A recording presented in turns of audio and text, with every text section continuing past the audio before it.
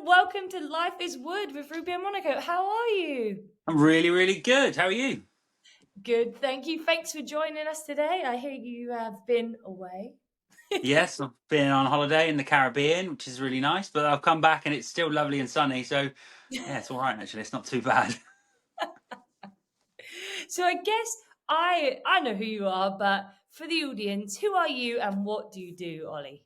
Okay, I'm Ollie Lee, and I run a company called With Bare Hands, and I build luxury cabins and tree houses and sort of spaces in people's gardens and fields and that sort of thing. It's quite cool.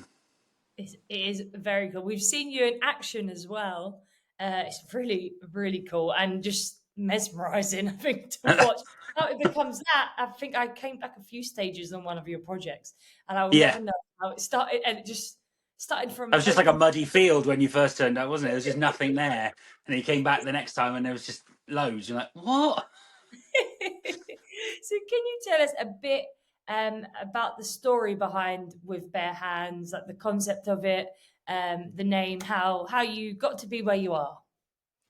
So, do you want to go right back? Right I back? think Right let's back? start from the beginning because it's a very, From the very beginning. interesting beginning Okay. as well. So, I left school in the year 2000, which is a while ago, and went to university to do a degree in animation because I always thought I was going to be an illustrator or an animator. That was my dream as a young boy to do that. So I pursued that, did a degree, went out into the world of illustration, which is quite a cutthroat industry. It's pretty ruthless. And luckily I managed to land a job at Aardman Animations where they make Wallace and Gromit and Chicken Run and all that sort of stuff. So I worked there for about 10 years in the commercials department as opposed to making the films. I was making all the adverts. So any advert that you would have seen in the from like the year 2004 or something to 2014 that had any form of animation was probably done by Aardman. I probably worked on. So yeah, all sorts of things from like polos and Nike, Change for Life. I don't know, all sorts. It just endless. Every week was like a different advert. So it was really cool. Learned loads of stuff. So moved from starting as an illustrator, and then I moved more towards set design and like set dressing. And the sets they weren't always kind of miniature like plasticine. Some things sometimes we'd do an advert for sort of Vanish, the sort of cleaning product, and you'd have to build a backdrop, which we did one that was like an entire Victorian warehouse with all the bricks and the like the crystal windows and everything. So we had to make all of that to be in the background of this shot, which then you then just saw like a little Vanish pot, and all the background was completely blurred. You saw none of it whatsoever. But Oh, we've spent ages just making these backdrops. So everything sort of slowly ramped up in size, which was quite cool. But then after about 10 years, like I said before, it was pretty cutthroat. And you sort of get a call to, can you do this job? And you'd be like, no, I've got something else to do. And then eventually, if you said no enough times, you sort of get pushed down a list and then your name wouldn't get called at the top of the list, you know. And as it's sort of an Oscar winning animation place, there's always people who want to come in. So if you can't do it, someone else is going to do it. They're not just going to hold the place. Someone else is coming in, fill your spot. And eventually, I just sort of other things came up, and I just moved slower and slower down the list to the point where I was just like, I'm kind of over this. I thought yeah. this is what I wanted to do forever, but I just sort of went, actually, it's not for me. I want to create because I'm an artist at heart, but I don't want to work in TV and film and be a bit more free with what I want to do. So I just went, right, that's it. Sack it all off. I'm not doing it. Handed in my notice. Nobody sort of cared. And then Oh, a couple of my friends were like, oh, well, I might see you again. I never saw them again. And then a friend of mine in the village in Cheddar, he is a roofer, and he just needed some labourers to help for a project, quite a big like cut roof job. And I was like, well, I'll come and help you. Handy, I can do stuff. So I went and did that, and then like a couple of weeks ended up being sort of 18 months.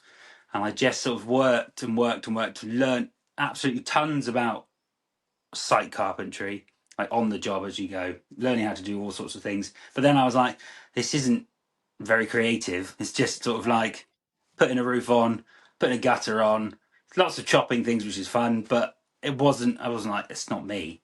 I'm not into this. So I was like, you know what? I'm going to hand my notice in. He didn't care. And then I was like, I'm gonna start my own thing. And I had a friend who also lives in the village who's a musician, and he wanted a little tiny recording studio, like to convert an old pig shed in his farm into a little recording studio. And he was like, why don't you do that as a first job? And I was like, okay, that sounds cool.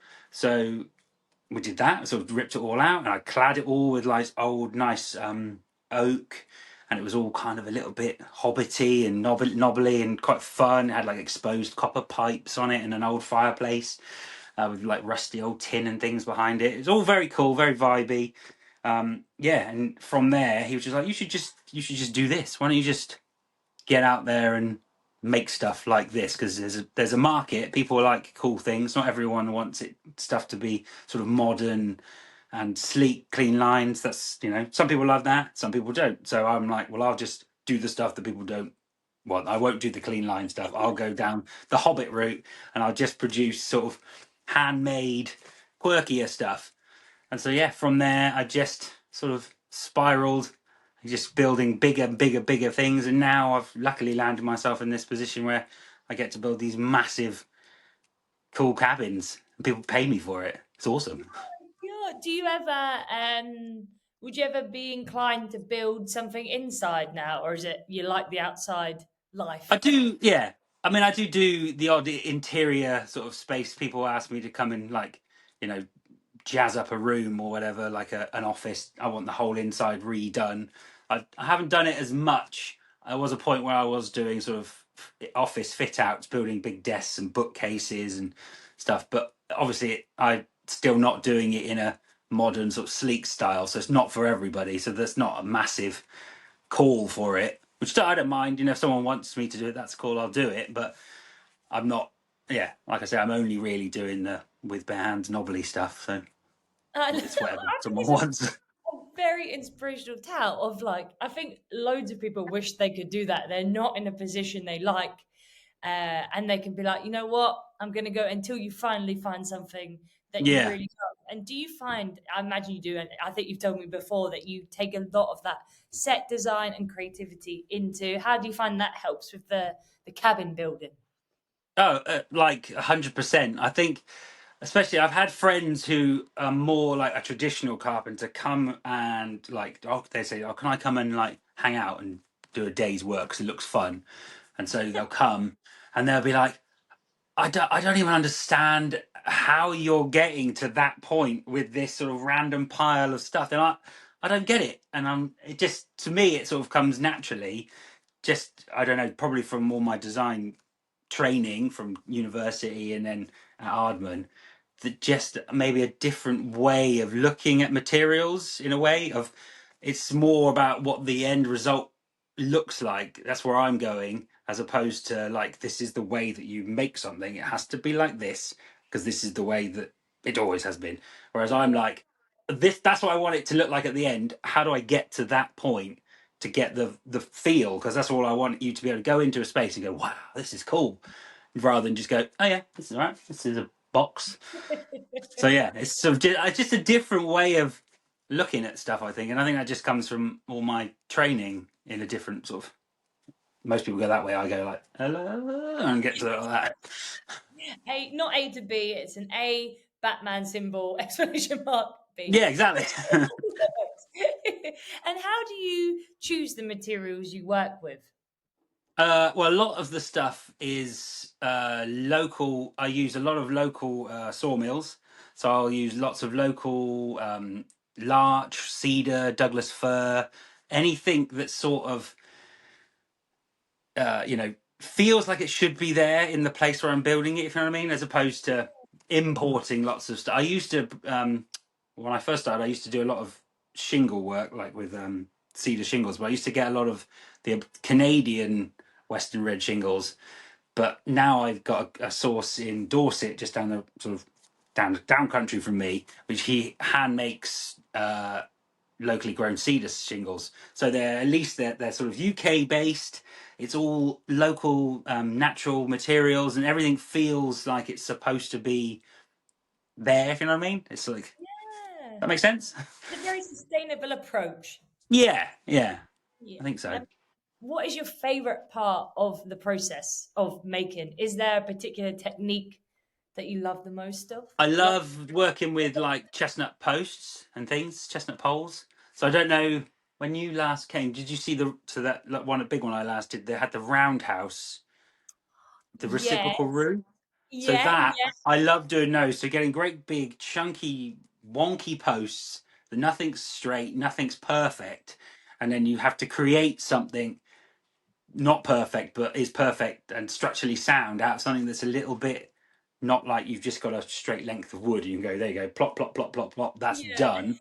This is a bit of like you've got to go with where the wood goes, so everything you make the roof and everything's going into the center with a big window in the top, but then when you're putting all the shingles on the roof, it's not flat as such, it undulates up and down, and that to me is sort of perfect. I love that rather than it just being like it's perfect. I want it to feel as if someone's been out there, me, hands doing it all, and that's my idea of brilliant. I love that as opposed yeah. to like smooth and perfect. Yeah. Some of the other projects, because I've only seen that one I've seen, but some of the projects it is like it's been there like for years, if that makes sense. It looks Yeah. like But that's it's why just that's the goal. Yeah, that's why that's good. Thanks. That's what I aim to do, to make it feel like that's always been there and it should be there, as opposed to someone's just gone, don't have that in that field. It feels like it should just have grown there, and people have been coming there for years and years and years. That's what I want.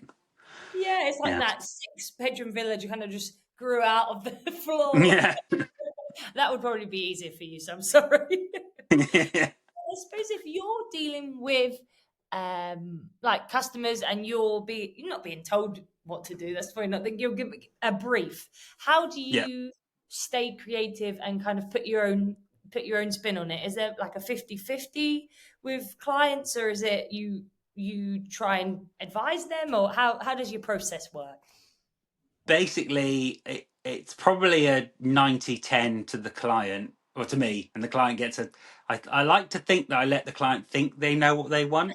Yeah. And they go, and I just sort of lead them down a path of like, this is a better idea, and they go, oh, and then you almost make them think that they came up with the idea a lot of the time.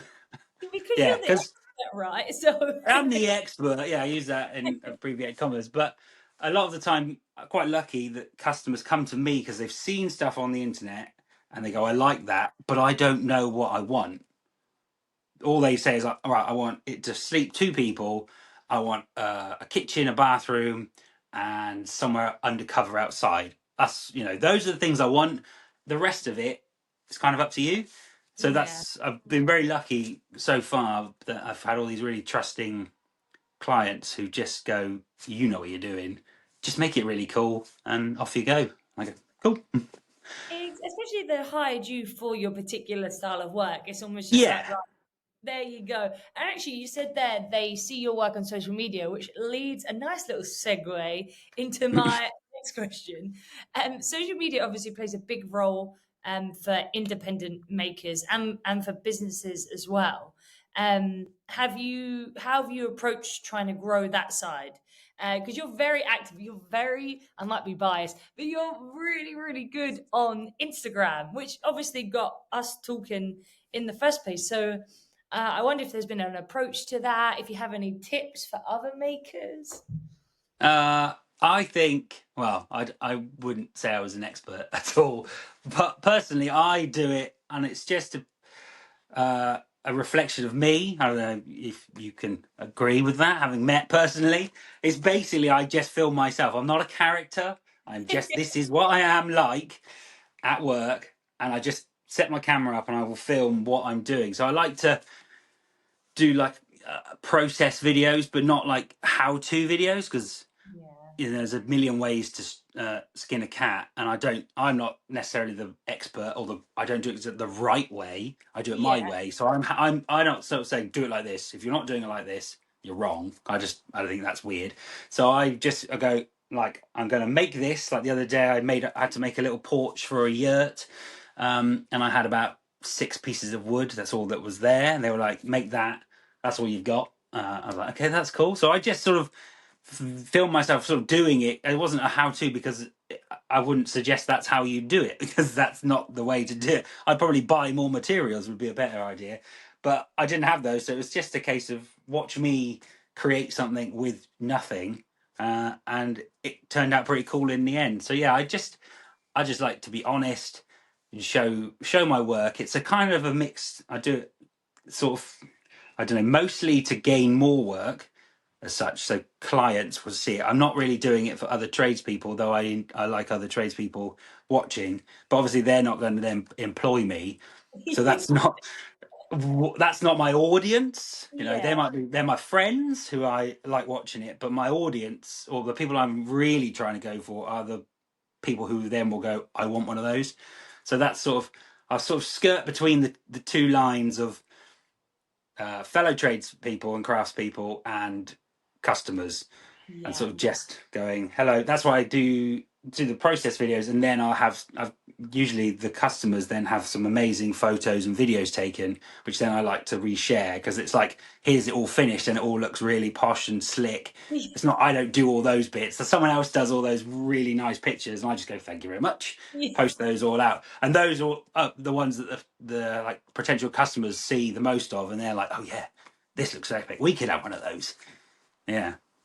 Mike, and I can attest that you are the same person online, on this podcast, and in person as well. I can Yeah, bit attest. weird. And what do you find has been one of the biggest challenges while you've been building your business? One I can imagine is the weather, the great British weather, but is there any others? Yeah, I mean, weather is definitely an issue, but what do they say? There's no such thing as bad weather; it's bad clothing. But that goes to a point. It's fine if you're not then, having 5 grand's worth of power tools out getting wet. Then you're a bit like, I'm going home, because I'm not wet, but all of my stuff is wet. It's all rusty. It's all getting ruined.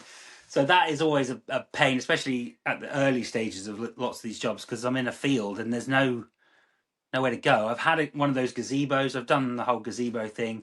I bought one, and then a store in a woods. I had it, and I went away for the weekend. Came back, and a tree had fallen on it and crushed it. And I was like, "Well, I'm not buying another one of those. It's a faff."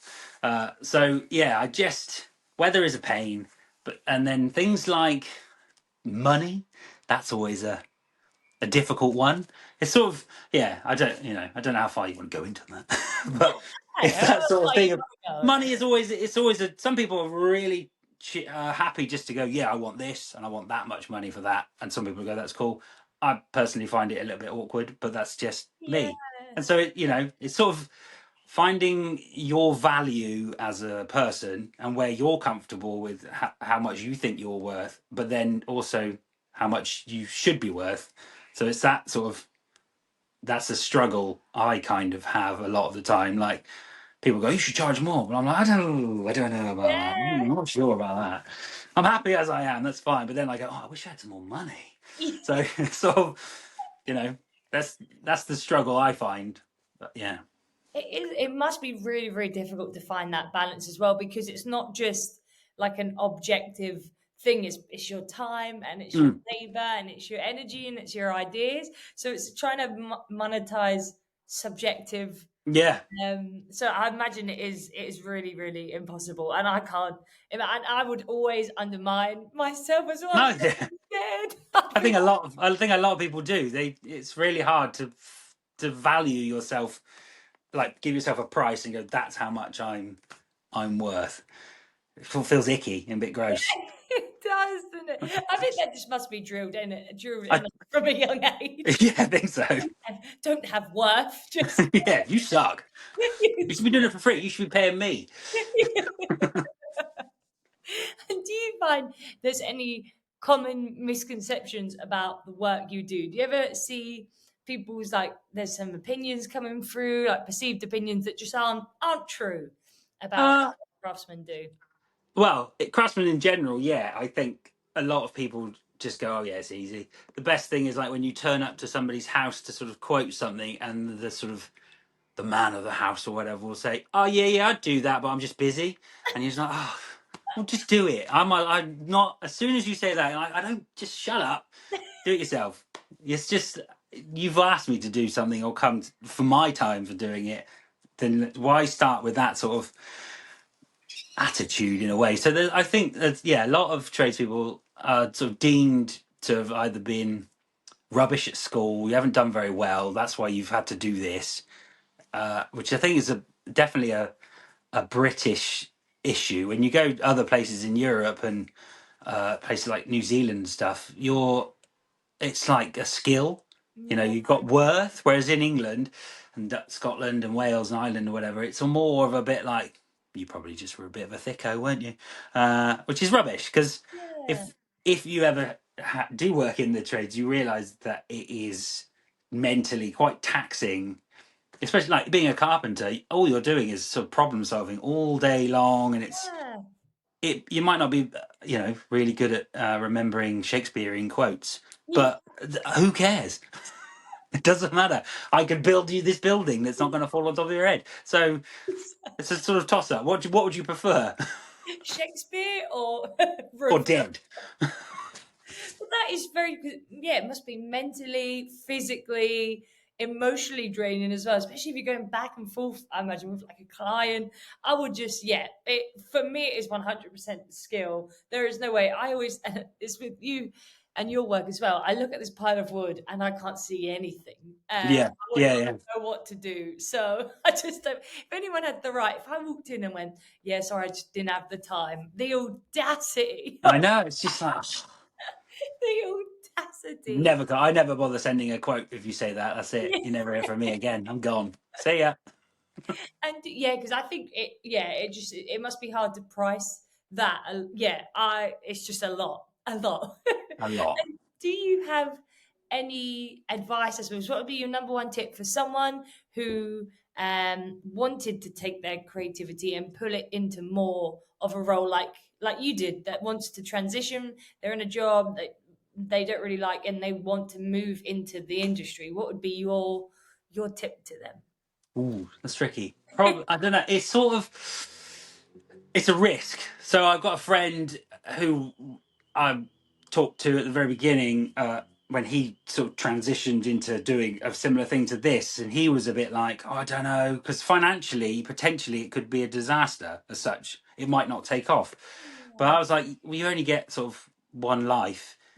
If you would you want to spend that's so mushy and ugh, No, you I know it's love like it. that's like a slogan, isn't it? You see that, yeah. It's But if what's the worst that can happen? Well, the worst thing that happen is it doesn't work out, and you just go, okay, I'll just go and do something else. But if you then look back in 20 years' time, going, oh, maybe I should have had a go. You might as well. You might as well have a go, but just be prepared to sort of it not to succeed straight away yeah, or at all. If you that's the sort of yeah, thing you got to be realistic. It might not work. yeah, Not everything does. Just because you want it to doesn't always happen. So I think it's just to be prepared and just be go full hog. If you love it, it might work. yeah. It might go. And what would be your dream project to work on? Ooh, Is that a difficult one? it's difficult. I mean, probably if I got to build a like oh, I don't know. I quite like the idea of building like a proper log cabin. You know, Well, when you like stick the logs on top of each other. But that's probably never going to happen. That's I yeah, if I wouldn't ever know. hit wind of a log cabin. I think it'd probably be too difficult. You probably need tools I don't even know what they even are. But I'd like if I could do anything else, then it'd probably be something completely remote that was so off grid you had to like drive for miles to get to it. And then just build a really, really cool, very simple cabin that you could just, close the door and say goodbye. I'm just going to sit in here and just listen to the birds or the creatures wandering around, and just simple, but without any like frills. Because I don't. A lot of the places have like really expensive elements, and I'm always a bit like, eh. I like it when there's less. Yeah, You exactly. know. Because you're going to a cabin in the middle of nowhere. I'd be like, no baths, no running water. Oh, Just a no. bucket, just a bucket. Because I always see it with like the American films. I always think how amazing it would be to stay in a log cabin, but it's just not a big thing. I guess Yeah, maybe it is, but maybe it's just I'm in romanticizing American movies. But there's always got the log cabin with the fire, and I just yeah. there's not a big thing in the UK, is it? As much No, like to cut off, I suppose because America's got a lot more space, but that is the dream for me. yeah. Just to be able to go off and there you go. I've gone away for 2 weeks, and there's nothing here. I can't be interfered with any technology or anything. Just see you later. That'd be epic. But you know, It's so good, and to have no signal is the yeah, dream. be glorious. I think the only place you could probably do that would be in Scotland. I think there's no, or maybe somewhere in mid Wales or something. I think everywhere else has got too much people and stuff. You So mean yeah, also Premier in rooms? yeah. Premier in rooms have no signal. I don't know why. I don't know what's going on in there. So you can't tell people why they're so bad in there. You're I locked just in. it must just be like a mental box. And also some parts of the office as well have no signal. So if you ever want to build a log cabin, that's my two examples. Signal Nuneaton blocker. and Premier in anywhere. Oh my god. And then is there any what's your next project coming up? Are there any projects now Next or one, I'm going to be doing just in the village actually, a sort of smallish cabin. It's not fancy. The customer has very much stated she doesn't want it fancy, but nice? but she keeps sending me pictures of things that are fancier. So I think she's slowly like, oh, she wants it, but it's basically that it's a stable, and she wants somewhere that people can stay and look after their horses should they need to, sometimes overnight. So it'll be nice. It'll be all lovely Waney Edge clad building, but it's not like a luxury cabin as such. So, but I might be able to sway her into some more nice features. So yeah, there's that, and then hopefully after that, back down to Devon Yeah. to build a nice cabin on a hillside, like jutting out over a hill. We've got some cool designs for it already, so we're just sort of running up numbers and stuff. But that should be a really fun. That's going to be quite simple actually as well. So yeah, Oh, looking cool. And forward to that every one. day is different, which I think Yeah, is your vibe.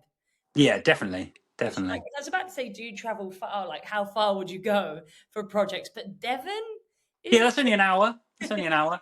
is it really? Yeah, an hour south. So I mostly do Somerset and Devon. So I'll go about an hour and a half, maybe 2 hours if it's good enough in a circle. But that's about it. Yeah. Nice. But especially if you're using local materials as well, that kind of as you go out further, that becomes less. Yeah, well, in Devon, so I have a sawmill or a couple in Somerset I use. Then when I work in Devon, I have a few in Devon I use. So it's Oh, still local sawmills to wherever the build is as such. Because there's so many amazing sawmills out there that people are just not buying. It's so much cheaper, like a million times cheaper for better quality timber than your wholesalers and stuff. So big up the local sawmills, I say. yeah, we'll put that as the clip. Big up the local sawmills. And do you have a vision for With Bare Hands? Where do you see yourself and the business in 5 years? Which makes me sound now like a job interview, especially matched with the blazer. I just sugar, but we're just I don't know. I was thinking about this the other day because lots of people go, "What's your 5 year, 10 year plan? How are you oh, gonna? yeah, What are you gonna do?" And I don't know because with bare hand, it's not like I don't really want to expand. If you know what I mean? Because with bare hands is just me. It's me. I have my friend Matt who sometimes helps me, and I used to have a guy called Louis who helped me a bit. But they're just like young guys that just come in occasionally. I don't. I don't want a team. If you know what I mean? yeah, That doesn't really. I don't want to. What I don't want to do. I don't know if that just makes me a control freak. Is I don't want to not be doing the job. Do you know what I yeah. mean? I don't want to be like, okay, here you go. Here's a plan. You guys go off and do that one. You guys go off and do that one, and I'll just sort of maybe drive around occasionally and go, that looks all right. That is like, I'm No. not interested. A lot of guys, I'm in my mid-40s now, and people are all talking about like retiring as such, getting off the tools. I'm going to get off the tools. I'm like, I don't want to get off the tools. That's the bit I actually like. I don't want to do paperwork. I get someone else to do that. That'd be fine. You can do the admin, but I am the opposite. I don't want to stop making stuff because I like it. It's fun. So what, I don't know. 5 years time, I just want to still be doing what I'm doing now. Really, that's Yes. it. No grand scheme, but just keep going.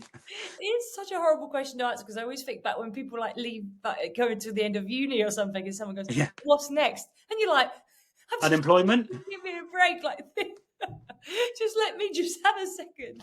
Yeah. Oh my god! Also, and I've said it before, we cannot believe you're in your mid-40s. It must be just working outside is just the key to the youth. Yeah. Being in Somerset, being in the glory of Somerset. Yeah.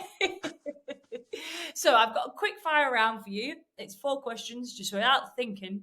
Okay. Just answer. They're not bad. I don't think. So, favorite tool in your workshop?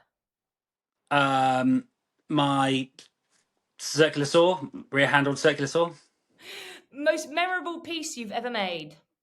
Or project? Probably Ursa Bear Cabin, the one that I did for George Clark's Amazing Spaces. Name drop. Nice. Tea or coffee? Tea. Ooh. Love tea. Ooh. Dream collaboration with a brand.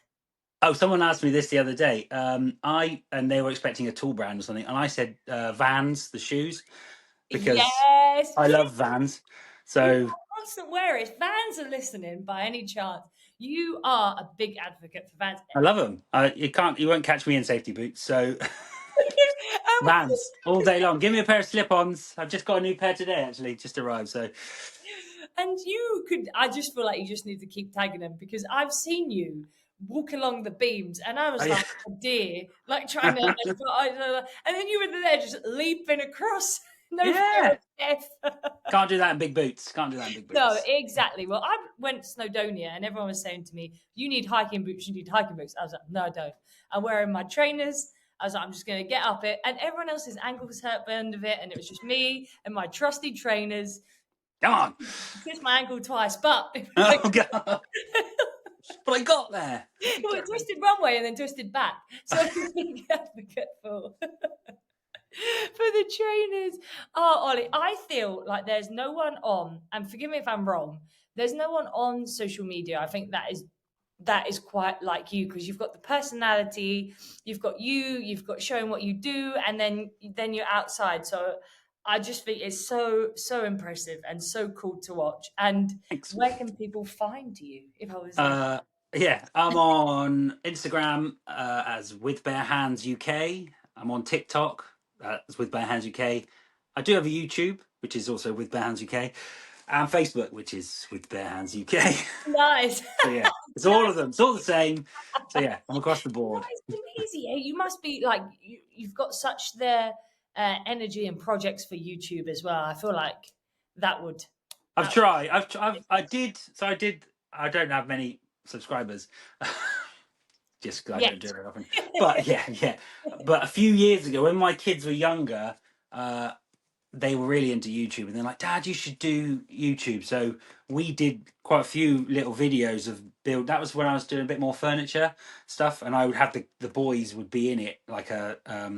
I watched one the other day, and the kids were just like, "Oh, it's so cringy, it's awful." They're like 7 years old, like Dad, and whatever. It's worth go and watch it. It's very funny. I will go watch it. So, but I used to like doing like little, almost a story at the beginning of a video, like a little TV thing. So I was making a table, and I'd get there'd be a phone call or whatever, and the kids would answer the phone and run to the workshop and be like, Dad, there's a call for you. And I'd be like, oh, I've got to go to Devon to build a bar. Off we go. And then I'd get in the van and driving off, and then it would cut to me just sort of making something or other.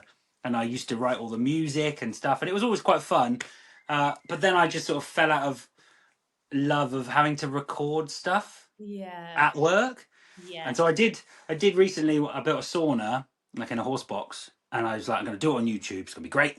But then I was like, all I'm doing is getting my camera and I'm tilting it that way for YouTube and I'm tilting it that way to do it for Instagram. It's like I'm filming, and then my phone just kept filling up with videos, and I was like, I've got to delete stuff now because I can't video what I'm doing now. But yeah, I mean, I like the idea of doing it. It's just sort of squeezing it in work. Yeah. That's the hard part. I think it's different if you're in like a workshop and you've got all your own time, but like on site, sometimes it feels like all you're doing is videoing. Got to do that twice. I got to do that one shot twice as well. One for Instagram, one for YouTube. So I don't know. There's got to be a better way of doing it that is easier. Maybe there must be an AI tool now, surely, that takes that and like. And then it's whether you can just film it all landscape and then but as long as you're in the middle, and then you just crop it to be portrait. I don't know. Or you just have to buy 2 cameras. Stop being such a tight ass. 2 phones. The 2 phone life. It's not. I don't want to do that. You've got 2 phones. I've got 2 phones, and I look suspicious all the time. People are like, why you got 2 phones? And I'm like, no reason. Work. So yeah, the business phone, as I like to call it, and my phone. So I'm quite lucky. If I need it, we can go to, but I wouldn't recommend that financially. It's only good if someone else is supplying the phone for you. Otherwise, you just look dodgy and shit. Well, we can look then. Hopefully, there will be some stirrings on the YouTube again. Yeah. That might be good. I'll go watch the old videos as well. Yeah. That'll be my lunch break viewing. Ollie, thank you so much for taking the time. Honestly, I was so keen for you to come on because I think your story is so interesting. And then just to watch it unfold online, and the team here, we all just love your videos. So we're big fans. So thank you. I know you're super busy as well. So thank you for taking the time and aligning with my time as well. Because I was like, at 4:30, I'm finished. I was like, I'm gone. Yeah, can you do it at 7:30 at night when I get back? You're like, no. Okay. I would have if I didn't have a gym class. I was like, I would have done it, but it was only in my apartment building. We haven't got a jazzy background, so I was like, well, I don't think that would be as nice. But hopefully, we'll keep up to date with you online, and I look forward to what you're making next, Ollie. Thank you. Thanks very much. Thanks for having me.